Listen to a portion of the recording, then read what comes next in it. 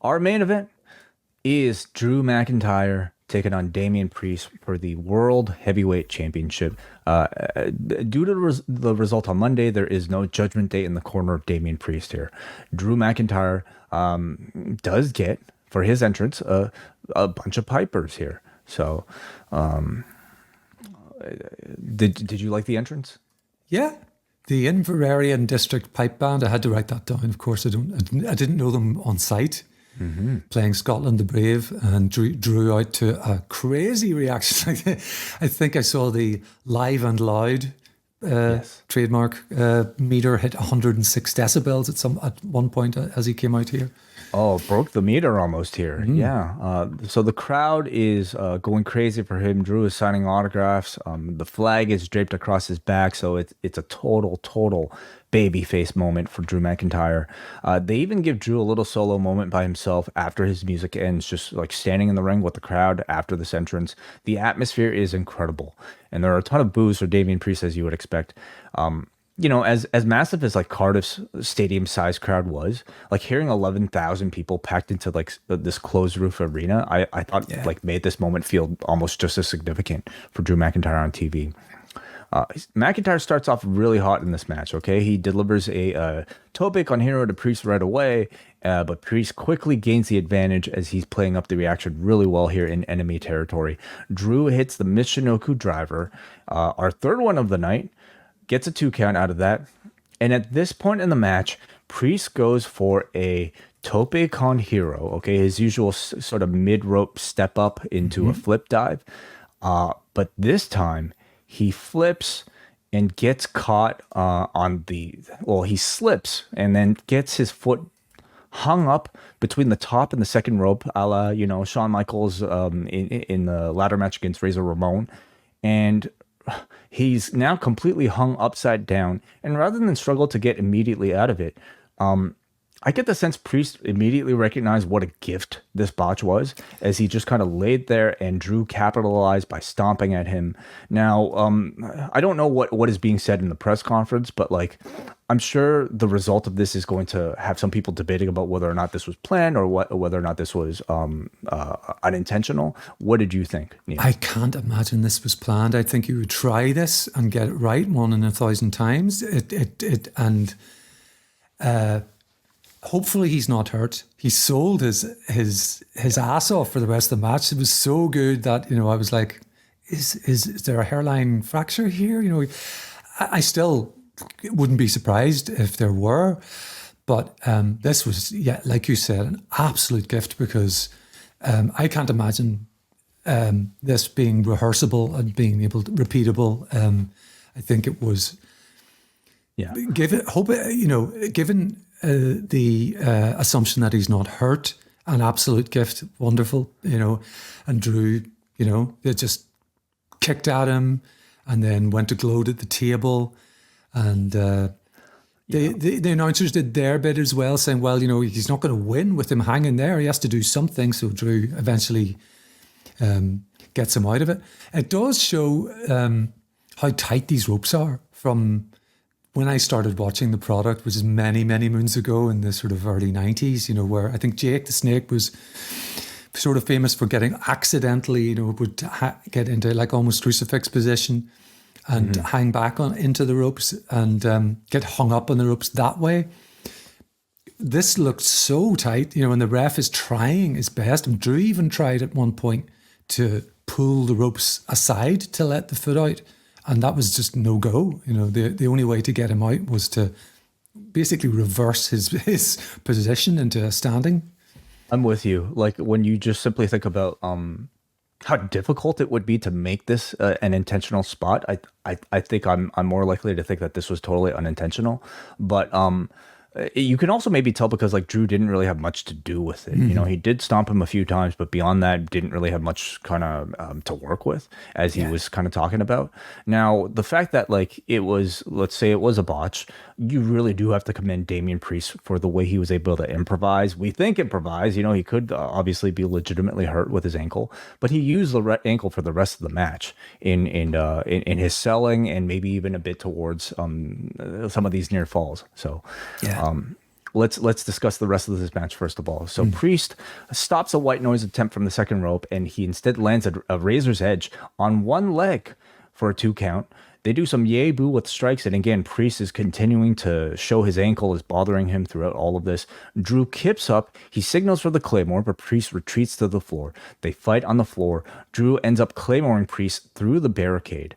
Back in the ring, a Claymore is intercepted with the South of Heaven for a 2 count. Priest continues to sell the knee, but executes a Hurricane Rana. Priest at this point hobbles, and Drew no-sells the Rana and hits a Claymore out of nowhere for a huge pop from the crowd. At this point, we have a ref bump. Damian Priest counters the Claymore with the powerbomb. The South of Heaven is countered with another Claymore, but there is no referee to make the count. The crowd is, at this point, counting to what, like 10? 11 at least. There's no referee until one finally comes into the ring, back towards the camera. 1, 2, and the crowd stops. And with his back perfectly turned to the camera, we see a slicked back-haired man. It is CM Punk wearing a referee shirt. Now, how did CM Punk find a referee shirt that quickly and put one on before coming out here? Good question. Let's not overanalyze. I think he just maybe looked at the averages of these types of matches and knew that at some point there'd be a ref bump and he'd be able to come in here to assume this role. Drew chokes Punk in the corner, and Punk at this point low blows Drew McIntyre to huge boos. The audience is throwing up their middle fingers at CM Punk. He's officially the biggest heel in the building, as I think he expected to be. Priest at this point delivers a South of Heaven when the actual referee comes to, and Drew McIntyre loses yet again in his home territory. The crowd is totally deflated, as I think is the intended reaction. But your thoughts, first of all, on the match and the result and the ending?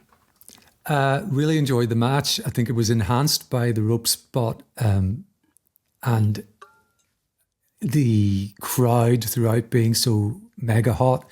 I loved the camera work on the mystery referee thing. Now, when even before they panned around and you saw CM Punk's face, I was like, why would a referee stop at 2?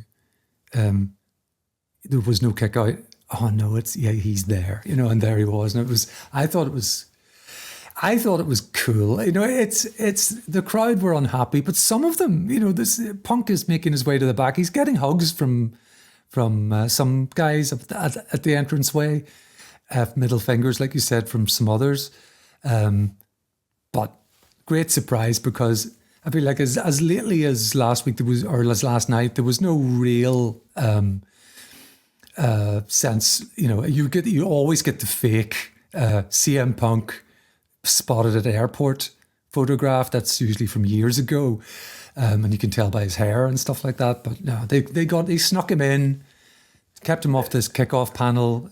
So it was a good surprise. They totally underplayed his involvement in any of the festivities this weekend. There were reports from Fightful that he was backstage as of today and wasn't necessarily hiding. But it is definitely, I think, intentional that they didn't really advertise him for any of the other events here. The chat room, let me just kind of interrupt myself and say they are informing me that WWE put up a video on their Instagram showing how CM Punk got a referee shirt on. In the moment when he saw the ref bump, he asked Jessica Carr for a shirt, and they do explain it. So I stand corrected. I love that attention to detail. Me too. Tremendous. And it would not have been the case a year or two ago that they would go to those lengths. So I love it. I thought the match was excellent, and you have to give so much of that credit to this crowd, and for that you have to give credit to the way WWE presented Drew McIntyre throughout this entire build and pre-show and all the way up until the walkout as this hometown hero finally trying to finish his story. Of course, you have to credit Drew McIntyre for an outstanding performance here. Like, he felt, every time they come to this part of the world, he's going to be like Hulk Hogan, to these people. And he really does just assumes that role incredibly well. But I do think, for my opinion, the MVP of this match, to me, may be Damian Priest. I thought he had a career-defining moment for himself here with the botch and the ropes. By the end, He had me questioning whether or not it was a botch at all, with the way he managed to make effective use out of that ankle injury. Again, whether or not it was intentional, I thought it effectively captivated me for the rest of the match. It's kind of one of those memorable botches that added to the drama, kind of like, when Taker missed his dive at WrestleMania 25. The finish, I could see at least people like debate. Like, I think we were debating last night, me and John, about like what the result of this match was going to be. Do you have Drew McIntyre lose yet again in home territory? And do you end Damian Priest's run relatively prematurely, in my opinion? They went with this finish, and yes, it did deflate the crowd for the night, but I don't think you should shy away from a disappointing reaction or like comparisons to the way Vince McMahon used to do things, simply because it might deflate the crowd for one night when it tells a bigger story later on. And I thought tonight, like, this was all done to help tell a bigger story and elevate more people in the build up towards whatever destination that you have. Keeping the title on Priest continues to put a huge feather in his cap. Again, had a great performance tonight that I think they'll be emphasizing on Raw, talking about how he managed to, hurt his ankle and yet still managed to beat Damian Priest, regardless of the CM Punk involvement. But it seems to set him up for a match against Gunther. And then I think for Drew McIntyre, like, the match with CM Punk is big enough that it doesn't require a championship. Yeah. It's a semi-main event just on its own. I think so too, and I also think that the world heavyweight championship is still, even with Seth's run with it, is still not quite. Well, never mind, not quite. It's not on the level of the belt that Cody holds. The Drew CM Punk feud he's heated up even more by this, and it's been wonderful so far. Anyway. And it doesn't need that title.